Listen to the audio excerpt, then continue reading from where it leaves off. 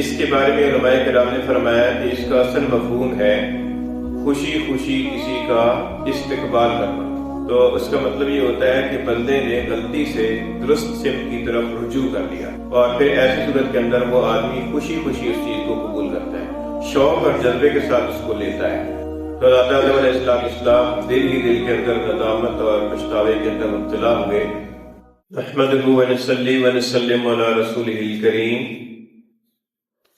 اعوذ باللہ من الشیطان الرجیم، بسم اللہ الرحمن الرحیم۔ فتلقى آدم من ربه كلمات فتاب عليه إنه هو التواب الرحيم۔ صدق اللہ العلی العظیم۔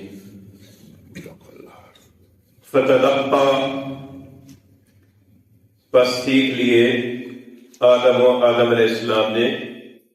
من ربہ اپنے رب سے کلمات کچھ کلمات، فتاب علیہ سو اللہ تعالیٰ نے ان پر توجہ فرمائی، انہو بے شک وہ التواب الرحیم وہی خوب توبہ قبول کرنے والا بے حد مہربان ہے۔ پچھلی آیت کریمہ میں اس بات کا بیان تھا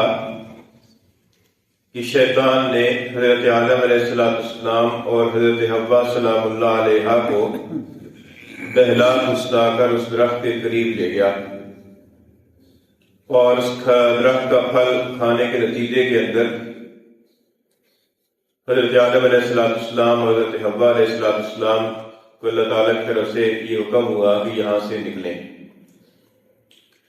اور پھر یہ بھی خطاب ہوا کہ وَقُلْنَا اهْبِطُوا بَعْضُكُمْ لِبَعْضٍ عَدُوٌّ کہ یہاں سے اترو، تم میں سے بعض کے دشمن ہوں گے۔ تو حضرت آدم علیہ السلام کو جب یہ عتاب کا سامنا کرنا پڑا تو حضرت آدم علیہ السلام کی پر ندامت طاری ہوئی اور پچھتاوا طاری ہوا کہ جس چیز سے اللہ تعالیٰ نے منع فرمایا تھا وہ ہو گیا، اور اس کے نتیجے کے اندر پشیمانی اور ندامت کا سامنا ہوا، اللہ تعالیٰ کی ناراضگی کا خیال آیا۔ اب صورتحال یہ ہے کہ یہ پہلے انسان ہیں اور ان سے پہلی مرتبہ غلطی ہوئی، اور یہ معلوم نہیں کہ غلطی ہو جانے کے بعد کیا کرنا چاہیے، کیونکہ اس سے پہلے کوئی اس طرح کی کوئی مثال، کوئی اس طرح کا کوئی واقعہ، کوئی اس طرح کی کوئی نظیر ان کے سامنے نہیں تھی۔ تو اللہ تعالیٰ علیہ السلام دل ہی دل کے اندر ندامت اور پچھتاوے کے اندر مبتلا ہوئے، اللہ تعالیٰ کی طرف رجوع کیا، لیکن رجوع کرنے کی کوئی صورت سمجھ میں نہیں آ رہی تھی۔ اللہ تعالیٰ نے مہربانی فرمائی اور اللہ تعالیٰ نے ان کے دل میں کچھ کلمات القاء فرما دیے، ان کو کچھ کلمات سکھلا دیے۔ اس آیت کریمہ کے اندر جو آج کے درس میں تلاوت ہوئی ہے اسی بات کا بیان ہے، اور اللہ تعالیٰ نے فرمایا کہ فتلقى آدم کہ آدم علیہ السلام نے سیکھ لیے، حاصل کر لیے، من ربی اپنے رب سے، کلمات کچھ کلمات۔ یہ جو تلقی کا لفظ ہے اس کے بارے میں علماء کرام نے فرمایا کہ اس کا اصل مفہوم ہے خوشی خوشی کسی کا استقبال کرنا،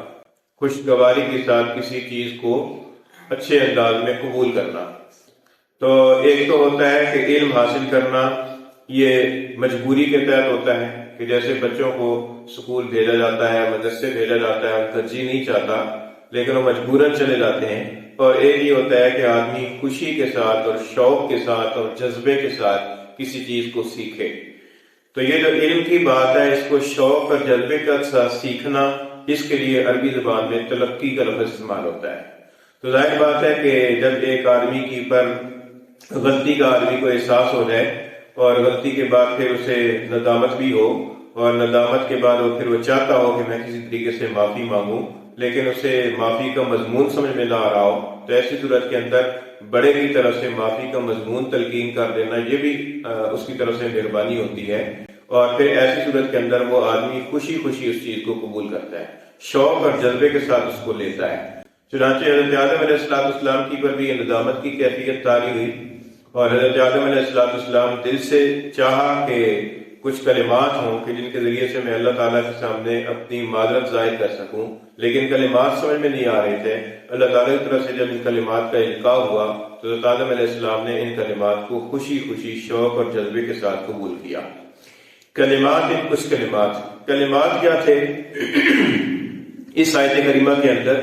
ان کلمات کی صراحت نہیں ہے، البتہ دوسری جگہ سورہ اعراف میں اللہ تعالیٰ نے ارشاد فرمایا کہ وہ کلمات کیا تھے۔ فرمایا کہ ربنا ظلمنا انفسنا وان لم تغفر لنا وترحمنا لنکونن من الخاسرین، کہ حضرت آدم علیہ السلام حضرت حوا علیہ السلام نے، دونوں حضرات نے اللہ تعالیٰ کے حضور میں یہ عرض کی کہ ہمارے رب، ہم نے اپنی جانوں پر ظلم کر دیا ہے، اور اگر آپ ہمارے بخشیں گے نہیں اور ہماری پر رحم نہیں فرمائیں گے تو ہم خسارہ پانے والوں میں سے ہو جائیں گے۔ اس سے یہ معلوم ہوتا ہے کہ جو اللہ تعالیٰ کی حضور میں غلطی ہو جانے کے بعد جن کلمات کے ذریعے سے رجوع کرنا چاہیے، ان رجوع والے کلمات کے اندر ایک تو اپنی غلطی کا اعتراف ہونا چاہیے، اور دوسرے یہ ہے کہ اللہ تعالیٰ کی رحمت اور مغفرت کی درخواست ہونی چاہیے۔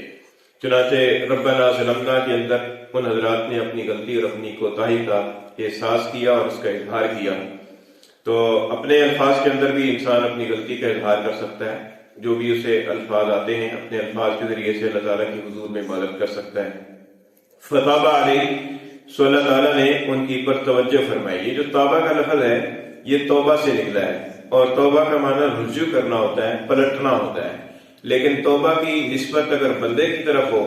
تو اس کا مطلب یہ ہوتا ہے کہ بندے نے غلطی سے درست سمت کی طرف رجوع کر لیا، پلٹ آیا، اور غلط راستے کو چھوڑ کر سیدھے راستے کی طرف پلٹ آیا۔ اور اگر توبہ کی نسبت اللہ تعالیٰ کی طرف ہو تو پھر اس کا مطلب یہ ہوتا ہے کہ اللہ تعالیٰ نے توجہ فرمائی، اللہ تعالیٰ نے مہربانی فرمائی، اور دوسرا معنی یہ ہوتا ہے کہ اللہ تعالیٰ نے توبہ قبول فرمائی۔ تو یہاں پر توبہ کی نسبت چونکہ اللہ تعالیٰ کی طرف ہے، اس لیے یہاں پر اس کا مطلب یہ ہے کہ اللہ تعالیٰ نے توجہ فرمائی علیہ آدم علیہ السلام پر، یعنی اللہ تعالیٰ نے حضرت آدم علیہ السلام پر رحمت کے ساتھ توجہ فرمائی، مہربانی فرمائی، اور ان کی توبہ کو قبول فرمایا۔ پھر آگے اللہ تعالیٰ نے فرمایا کہ انہ ھو التواب الرحیم، بے شک وہ وہی التواب ہے۔ تواب جو ہے نا یہ توبہ سے ہے، اور یہ مبالغے کا صیغہ ہے۔ توبہ سے اصل جو فاعل کا صیغہ ہے وہ تائب ہے، تائب کا معنی ہوتا ہے توبہ کرنے والا۔ حدیث شریف میں آتا ہے کہ التائب من الذنب کمن لا ذنب لہ، یہ گناہ سے توبہ کرنے والا ایسے ہے جیسا کہ اس نے گناہ کیا ہی نہیں۔ تو تائب کا معنی توبہ کرنے والا، اور تواب کا جو لفظ ہے یہ بندوں کے لیے بھی استعمال ہوتا ہے۔ قرآن مجید کے اندر یہ تواب کا لفظ بندوں کے لیے استعمال ہوا ہے، دوسری جگہ پر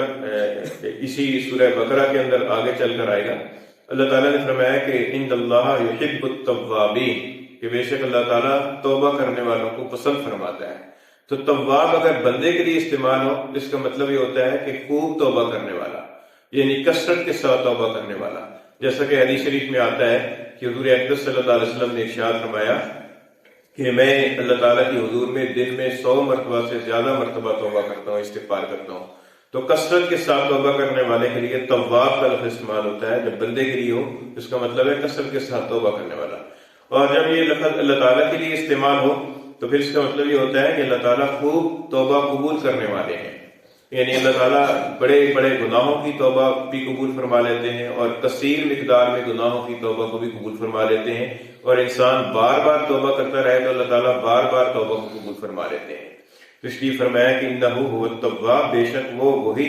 خوب توبہ قبول کرنے والا ہے، الرحیم، بے حد مہربان ہے۔ الرحیم سے اس بات کی طرف اشارہ فرما دیا کہ اللہ تعالیٰ صرف گناہگار کی توبہ کو ہی قبول نہیں فرماتے، بلکہ گناہگار کی توبہ قبول فرمانے کے بعد پھر اس کی پر رحمت بھی فرماتے ہیں، پھر اللہ تعالیٰ اس کے ساتھ رحمت والا سلوک فرماتے ہیں، پھر اللہ تعالیٰ اسے مزید نیکی کی توفیق عطا فرماتے ہیں۔ تو صرف یہی نہیں کہ وہ توبہ قبول فرماتے ہیں بلکہ اللہ تعالیٰ کی طرف سے مہربانی بھی ہوتی ہے۔ اچھا، اس آیت کریمہ سے یہ سبق حاصل ہوا، حضرت آدم علیہ السلام سے ایک لغزش ہوئی، اور حضرت آدم علیہ السلام نے پھر احساس ہونے پر رجوع اللہ فرمایا۔ اس سے معلوم ہوتا ہے کہ بندے سے اگر غلطی ہو جائے تو بندے کو غلطی کا احساس ہو جانے کے بعد اللہ تعالیٰ کے حضور میں توبہ کر لینی چاہیے، اور اس غلطی کی پر اڑ کے نہیں رہنا چاہیے بلکہ اس غلطی سے پلٹ آنا چاہیے، کیونکہ حضرت آدم علیہ السلام کی اولاد میں سے ہیں ہم، اور حضرت آدم علیہ السلام کا جو طریقہ اور سنت ہے وہ یہی ہے کہ ان سے لغزش ہوئی اور اللہ تعالیٰ کی طرف رجوع فرما لیا۔ تو ہمارے سے بھی اگر کوئی لغزش ہو جائے، غلطی ہو جائے، تو ہمیں بھی چاہیے کہ احساس ہونے پر اللہ تعالیٰ کی طرف رجوع کر لیں اور غلطی سے پلٹ آئیں۔ فرمایا کہ فتلقى سو سیکھ لیے آدم علیہ السلام نے پھر ربی اپنے رب سے کلمات، چند کلمات فتح علیہ، چنانچہ اللہ تعالیٰ نے ان پر توجہ فرمائی، انہو بے شک وہ هو التواب، وہی خوب توبہ قبول کرنے والا ہے، الرحیم بے حد مہربان ہے۔